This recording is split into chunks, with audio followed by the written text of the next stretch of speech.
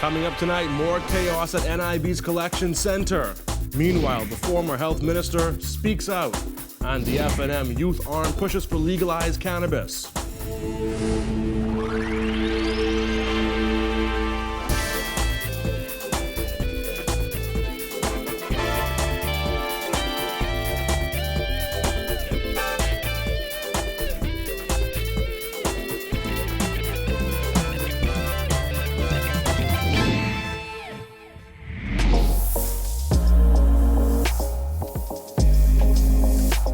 Our news is brought to you by Alive. Welcome to Our News, and thanks for joining us. I'm Jared Higgs. Topping news tonight, another day of frustration for some Bahamians who lined up outside the National Stadium from as early as 5 a.m. to collect benefit checks from the National Insurance Board. Some laid-off workers walked away angry and empty-handed, while another left with a benefit check for less than $15. However, NIB's director defended the process, insisting those who did not receive direct deposits either gave incorrect banking information or none at all. George O'Bain reports. Bahamians from all walks of life waited in long lines as early as 5 a.m. hoping to finally walk away with much-needed funds after months of unemployment. Far majority of people who are paid NIB, we are paying currently about just under 40,000 people now, 37,000 people, get their payments via direct deposit. And we have a limited number of people who chose not to give us banking information or gave us incorrect banking information. And so they received their funds via check deposits. LaShonda Bain, a former worker at Bahamar, said she was standing in line since 5 a.m. and despite having several bank accounts, her benefits were never deposited. It's ridiculous. The wait, older people, elderly, the pregnant ladies, they're standing here constantly for hours. Riots, basically people fighting, jumping the lines. It's ridiculous. Also online was this former security guard and carpenter who said he's been relying on the kindness of family members since being laid off in March. He applied for unemployment benefits but said he has yet to receive a dime. They say something about this missing, the next thing missing, are going to bring that B80 form, are going to get that again. But every time you give national insurance something, it's like something is missing again. You know, so I've been here from March trying to get sorted out, and I'm still here trying to get sorted out. Meanwhile, 29-year-old John Kelly, who worked at the Lyford Key Club, said that he has been working for 10 years and never needed to collect anything from NIB. He said he's been living off of his savings since April because the process of collecting his unemployment benefits has been difficult. I've been out here from probably about 6 o'clock, and I've been out here last week, Monday also. They tell me, so you must go to the back of the line. And I only trying to find out some information. They told the whole line just to find out the information. Come to find out, my name isn't on the list still. Even worse than waiting in the unbearable heat for hours is walking away empty-handed. Well, that's what happened to this skilled man who showed up at the stadium at 5 a.m. to beat the crowd. He said the process is hurtful. It's helpful. I've been here Monday, the crowd is about 1 million, and now there's 1 million too. Now they said Friday again. I can't take no more. You coming back Friday? I fight for my own dance. Are you coming Unless back they call me personally on my phone, I ain't worried about that. Because I'm a skilled man. I do most anything. And they come in and take it, they getting nothing. Or on a promise, they get nothing and I could be doing something. They don't want it. And while many walked away without collecting their checks, this father of 4 was taken aback when he received a check for less than $15. $14.83. Can't leave buy a gunk snack. I don't know what's going on there. I stand in line for 4 hours for this. Man, I can tear this up. National Insurance Minister Brensel Rolle had promised a smoother check collection process following the chaos and confusion that occurred on Monday. And what we're finding is we have a number of people who are here for check collection, and we have a number of people who are also here for queries. They have questions, and we do have other mechanisms, and we're trying to offer them other ways to reach out and contact NIB. Reporting for Our News, I'm Georgie O'Bain. As the COVID-19 cases keep coming, former Health Minister Dr. Dwayne Sands says the feeling is that we are being overrun and the country can do a better job of handling the pandemic. He said now is not the time to be preachy or adversarial, but to come together and hear progressive ideas. Berthany McDermott has that. As COVID-19 numbers continue to soar, former Health Minister Dr. Dwayne Sands says a better job could have been done in handling this pandemic, adding that too much time is being spent debating semantics. Every single Bahamian is going to go down in this ship together if we don't right the vessel. Sands warned that the entire country will go down if we don't get a better handle on the situation.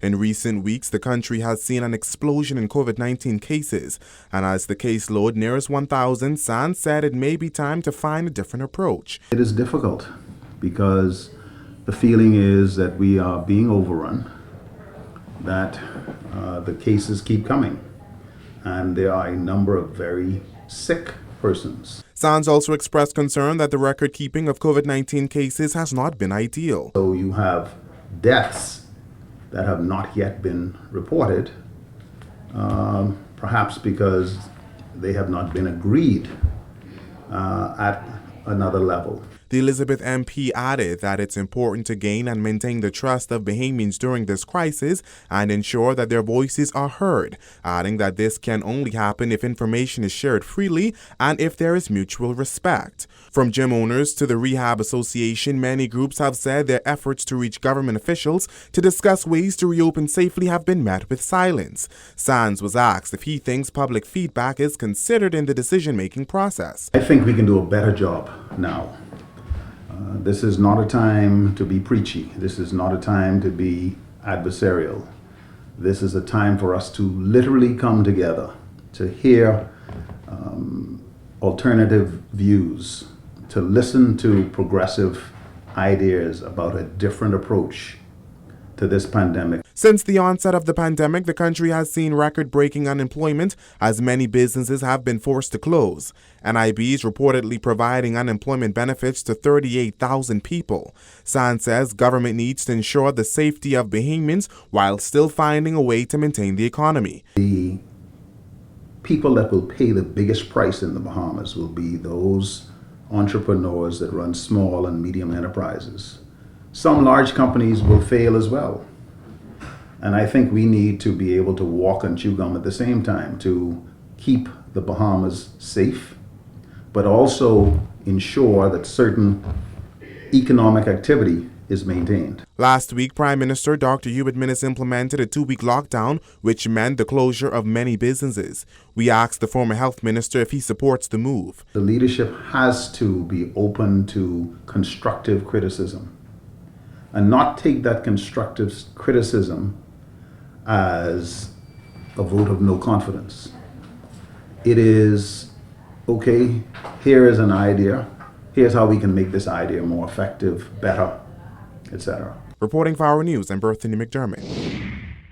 The Public Hospitals Authority's corporate offices have been temporarily closed for deep cleaning after a staff member tested positive for COVID-19. Operations will resume on Monday. It comes as the Cabinet Office announced the closure of the administrative building, Northern Compound, and the security office of the Ministry of Works until Monday for cleaning and sanitization following exposure to COVID-19. The Ministry of Health has initiated contact tracing to determine the level of exposure to employees and visitors to the buildings. Cabinet Office also announced the closure of the Ministry of Health headquarters until Monday for deep cleaning and sanitization after a staff member tested positive for COVID-19. Officials say that that employee hasn't been to work since July 28th, but contact tracing has been initiated. As coronavirus cases continue to soar, 2 of 3 cabinet ministers who are in self-quarantine after being exposed to the virus are urging Bahamians to take the threat of COVID-19 seriously. They spoke with Kyle Joaquin.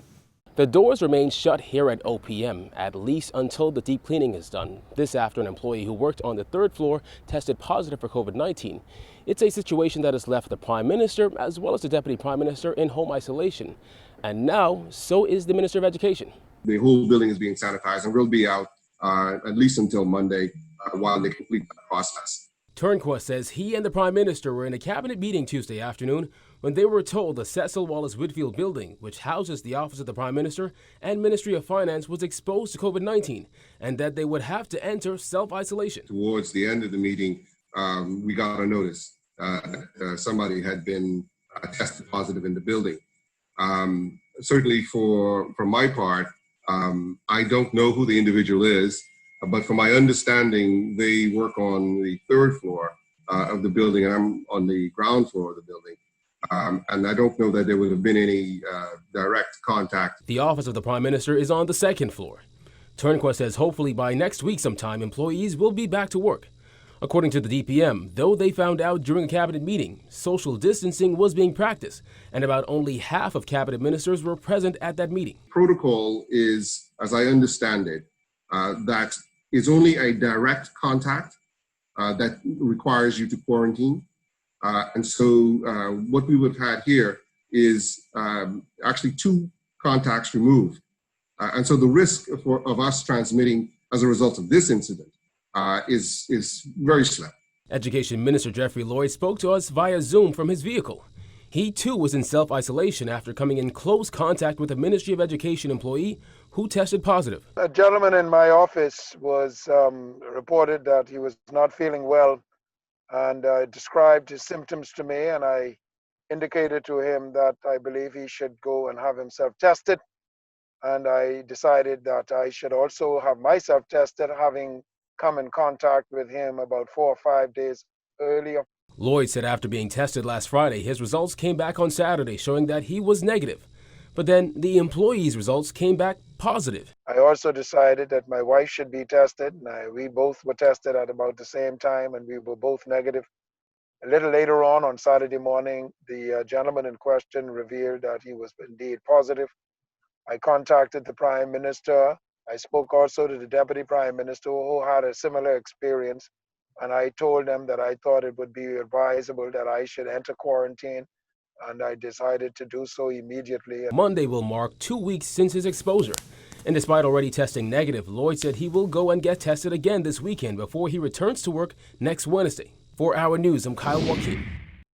A Ministry of Health policy that allowed workers with comorbidities not to be present in the office has been scrapped, according to a minute paper written by Acting Permanent Secretary in the Ministry of Health, Pernell King-Roll. That previous policy, which King-Roll described as verbal and informal, allowed some employees to work from home. However, with an increase in COVID-19 cases and a subsequent increase in employees in quarantine, the acting PS says the ministry's volunteer pool isn't sufficient to cover all areas of public health and to manage the current state of affairs. As a result of the most recent emergency order, permanent secretaries can deem workers in their ministry as essential, thus ordering them to their place of work. The minute paper says all supervisors are required to roster all healthcare and ancillary support staff on a shift system in support of social distancing to assist in the fight against COVID-19. It adds that paying a full complement of staff while paying overtime for staff shortcomings is unsustainable. Meanwhile, opposition leader Philip Davis says government incompetence during the COVID-19 pandemic has made a bad situation worse, pointing to high unemployment and the country's poor global ranking in the rate of recovery. Davis said in a statement today, the COVID-19 crisis is deepening, and a comprehensive and sustainable plan that addresses economic recovery and the protection of the Bahamian public is urgently needed. Davis asserted that lockdowns should be a last resort when all else has failed, adding the lockdowns are killing small businesses and hurting Bahamian families. He called on the government to put money on the ground and use this downtime in the economy to upgrade hospitals and clinics, boost testing capacity, hire and train additional contact tracers, regularly test all frontline workers, and expand the competent authority to include experts in various sectors. More news on the way, but here's a first look at weather with meteorologist Greg Thompson, who joins me in studio. Good night, Greg. Thanks, Jared. I'm meteorologist Greg Thompson with your first look at weather. Hot day around the islands. Temperatures managed to get up into the 90s. We are now settling into the mid-80s. 86 is our current temperature outside the studios with just a few clouds. East-southeast winds at 6 knots. Feels like temperature around 91 degrees Fahrenheit. Satellite-wise, we still have beautiful conditions around the islands this evening. Settling down, we have a couple of showers across the extreme northwest Bahamas, Andros, Grand Bahama, and the Abacos. Also some showers popping up across the southeast Bahamas. That's your first look at weather. Your extended forecast is still to come. Still to come on Our News, some government offices closed for cleaning following COVID exposure. Plus, the government looking at another phase reopening. Stay tuned.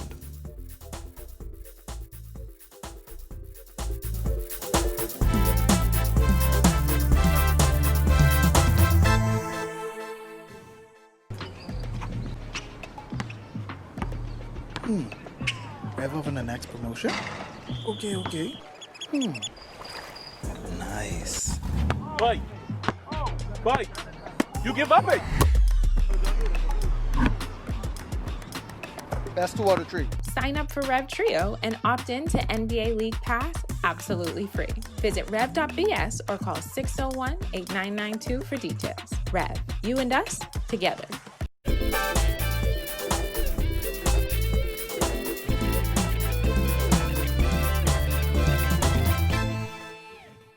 Deputy Prime Minister Peter Turnquest isn't revealing whether there will be an extension of the current lockdown, but says Bahamians should expect another phase reopening of the country's economy.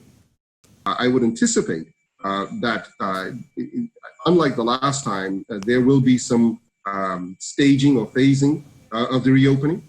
So we might, for instance, open the certain sectors of the domestic economy first, and then progress to a more fully open domestic economy, and then look at bringing in our international guests, and then once all of that is working and we're managing that, look at allowing persons, Bahamians, to travel freely again. The 2-week lockdown is scheduled to end on the 19th. Ministry of Health officials will advise the competent authority on the next steps. Turnquest says while the past few months have been rough for Bahamians and businesses, government has been working to avoid Bahamians falling below the poverty line. We have been providing support for the businesses, both the small and medium-sized enterprises as well as the large taxpayers, to protect as best we can the employment at these establishments. Because what we don't want to do is to have these entities fail as a result of the lack of cash flow and having to lay off massive amount of people. Contact tracing is underway on Inagua after a resident tested positive for COVID-19, presenting the island's first case of the virus. Our News understands the woman was flown to New Providence after experiencing shortness of breath and other complications. While some residents remain on edge as the community is close-knit, Island Administrator Marlon Larry urged them to continue to follow safety protocols. The thing that we advise persons to do over here in Inagua is to continue practicing the social distancing, hand sanitization, washing of the hands, and we advise them that, if you might have been exposed or whatever in any way, any form, any shape, to stay indoors as much as possible. No major gatherings, only go out and do what is absolutely necessary. Since Hurricane Dorian slammed Grand Bahama last September, sanitation services has moved more than 25,000 truckloads of debris. Deputy Director and City Manager of the Port Authority, Troy McIntosh, says that's nearly 100,000 tons of debris. To date, we've moved more than 500 vehicles. In fact, it's up somewhere around about 1,000 by some of the other private entities. And so this coming Thursday, we're going to resume that because the focus was on really the debris. Disaster Preparedness Minister Iram Lewis says the ministry saw the need to speed up the debris removal process during this active hurricane season. Before the arrival of Hurricane Isaias, on about August 29th, we recognized that there was still a lot of debris throughout the communities of Grand Bahama, in the government area, as well as in private subdivision. We have started to intensify our program to ensure that two things happen. We get debris out of the way so that they would not become projectiles that would endanger lives and property. When our news comes back from the break, the F&M Youth Arm pushes for legalized cannabis. Plus, CIBC celebrates Unsung Heroes. We have the details when we come back.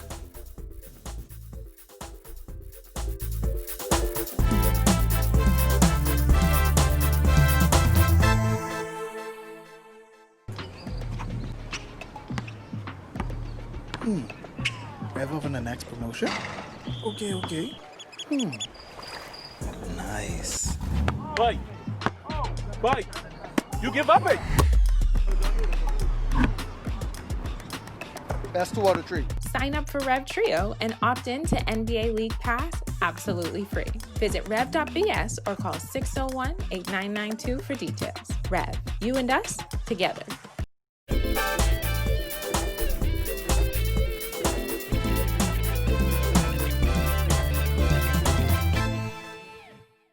Welcome back.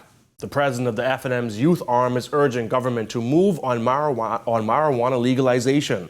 Carlisle Bethel insists that with the economy in such bad shape, the move can be a game changer for the country. He made his views known in a letter to top government officials. It's an industry that I believe in. I think it can go a long way and do wonders for our economy. And so I felt it was right to put together the thoughts of myself and thousands of other young people and send it to the Prime Minister, the DPM, and the Minister of Agriculture. On January 21st, the Bahamas National Commission on Marijuana's highly anticipated preliminary report on marijuana was submitted to the Prime Minister. At the time, the Commissioner's co-chair, Quinn McCartney, said that the full report was expected to be submitted by the end of the first quarter of 2020, once a national survey on the matter had been undertaken. However, the COVID-19 pandemic brought the Commission's work to a halt. The Prime Minister has in the past publicly expressed his support for the expungement of criminal records for simple possession of cannabis. At the end of the day, you have to ask yourself what is right and what is wrong. And outside of the economic issues, there are thousands of young people who have their lives stifled and torn apart because of marijuana laws. And unfortunately, it disproportionately affects low-income homes. You see, some middle-class homes and rich people who live out east and out west, they could go in their backyard and smoke and don't get bothered at all. When you look at poor people, they're the ones who suffer from laws that can be sometimes overly oppressive. CIBC First Caribbean is celebrating frontline workers with its Unsung Heroes campaign. Marketing manager Nakia Christie said it's the bank's way of showing those who are working hard during the coronavirus pandemic that they are appreciated. So in the darkest moments of this COVID-19 crisis, we at CIBC First Caribbean are shining a light on our unsung heroes. So we want to say thank you to all those who stood on the front line to serve, protect, provide, and care for us during this pandemic. And we are inviting members of the public to help us do just that with our Unsung Frontline Heroes Awards initiative. We're really excited about it. Nominations for persons in the medical field or protection services and community workers should be submitted by August 15th. 2 unsung heroes will win a staycation at a local hotel. Christie said this initiative is not only about rewarding frontline workers, but also supporting the tourism industry that has taken a massive hit. So we're encouraging all Bahamians, all residents of the Bahamas to nominate their unsung hero. It's very easy to nominate. You can visit our Facebook page, and that Facebook page is CIBC First Caribbean, the Bahamas and TCI.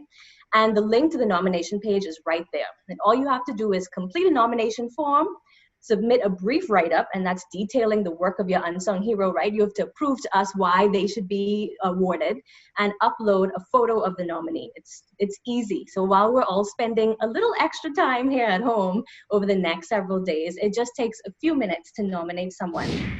Still to come, Marcellus Hall has the latest in NBA hoops action. Stay tuned.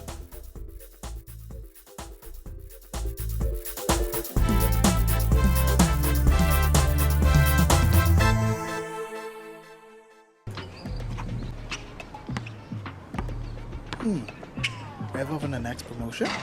Okay. Nice. Bye. You give up it.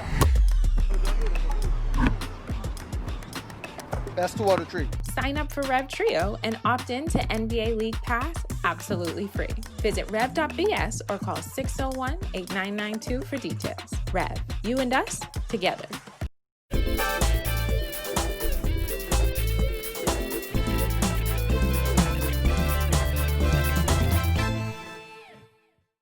In sports, Buddy Hield and DeAndre Ayton picking up wins last night. Marcellus Hall has the highlights. Well, last night, both NBA stars were on the floor looking for big wins as the NBA restart continues. Meanwhile, Phoenix Suns, they picked up a win. Their win keeps them in the playoff hunt, not so much for the Sacramento Kings and Buddy Hield. Another 30-point-plus game for Devin Booker as he poured in 35 points to help the Phoenix Suns stay unbeaten in the NBA restart at 7-0. They defeated the Philadelphia 76ers 130-117 yesterday. Bahamian DeAndre Ayton with a limited role offensively. He finished with 8 points and 12 rebounds while logging 32 minutes on the floor. The Suns have one more game on Thursday when they play the Dallas Mavericks. A win there would keep their playoff hopes alive. They are currently tied with the Memphis Grizzlies for the 9th spot, with Portland sitting in 8th. Meanwhile, the playoff window has closed for Buddy Hield and the Sacramento Kings. They did pick up a win yesterday against the New Orleans Pelicans. 112-106 ends up being the final. Hield would play 19 minutes. He scored 11 points on 4 of 5 from the floor, including 3 from downtown.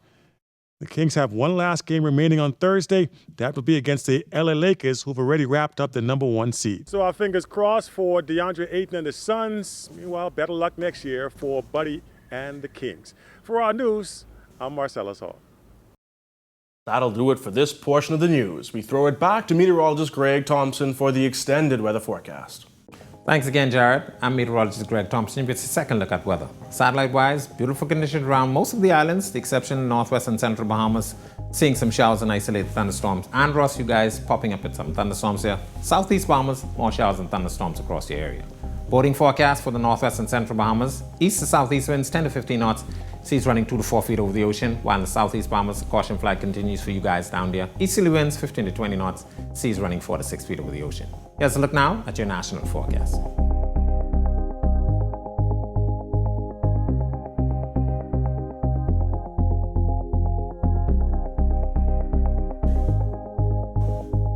A look now at your extended forecast through Monday.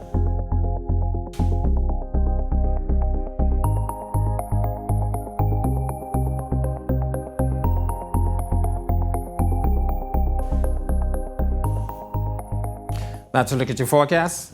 Make it a great night, everyone.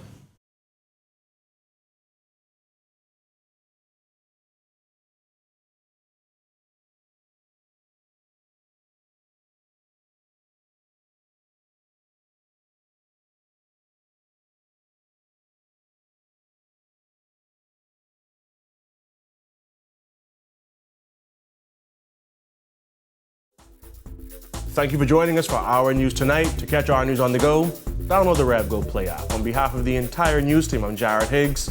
Have a beautiful evening, Bahamas.